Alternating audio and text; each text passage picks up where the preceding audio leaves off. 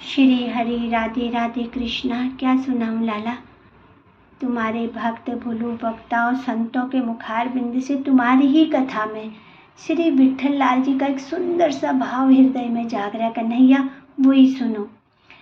उस चरित्र में सुना था कन्हैया कि विट्ठल लाल जी ठाकुर जी को लाला रूप में भजते हैं।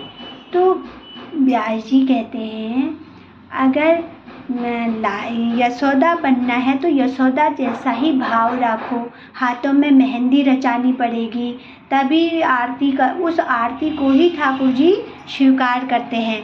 तो हाथों में यशोदा बन के ठाकुर जी की आरती करनी पड़ती है, तभी तो आरती स्वीकार करते हैं। तो विट्ठल लाल जी ठाकुर जी को लाला मानते थे अपना, और लाला मान के ही सेवा करते थे। ऐसी सेवा करते थे कि एक बार उन्होंने ठाकुर जी को दूध भोग पधराया, और जैसे ही दूध भोग पधराया, जैसे ही भोग आया, भोग आते ही सबके सामने तो स्वरूप में रहते थे ठाकुर जी, पर पर्दा लगते ही ठाकुर जी सचल हो जाते। सबके सामने ठाकुर जी एकदम भगवान जी जैसे खड़े होते, और जैसे ही पर्दा लगता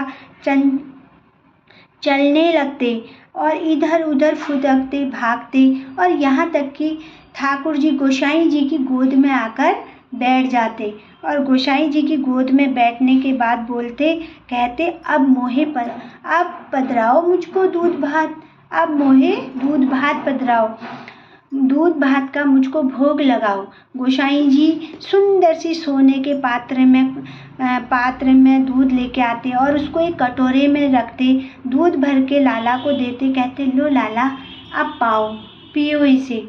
और थोड़ा ठाकुर जी फूंक मारते, थोड़ा सा उसको गोसाई जी फिर फूंक मारते और फिर देते लाला को, लो लाला ठंडा हो गया, अब दूध पाओ। और जैसे ही ठाकुर जी दूध को मुंह से लगाते, एकदम से दूध का कटोरा गुस्से में बच्चों की तरह नीचे रखते और मुंह फटका के बैठ जाते। तो गोसाई जी उनसे पूछने लगे, लाला क्या हुआ, ये मुंह क्यों बना दिया तुमने? तो लाला कहते, ये दूध में तुमने कितनी मिश्री डाल दी, इससे तो मेरे होंठ ही चिपक गए, मैं इस दूध को नहीं पीऊँगा। तो गोसाई जी थोड़ा मुस्कुराते उनके बाल हट को देखकर फिर बोलते, लाला ठाकुर जी आप सेज पर पधारो, सेज पर विराजो, मैं अभी आया। और भीतर जाकर फिर से दूध उबालते और दूध लेके आते, फिर उसको सोने की कटोरी पे लेके आते, पात्र में लाते और एक कटोरी में फिर से ठाकुर जी को भोग लगाते और कहते, लाला अब पाओ इसको।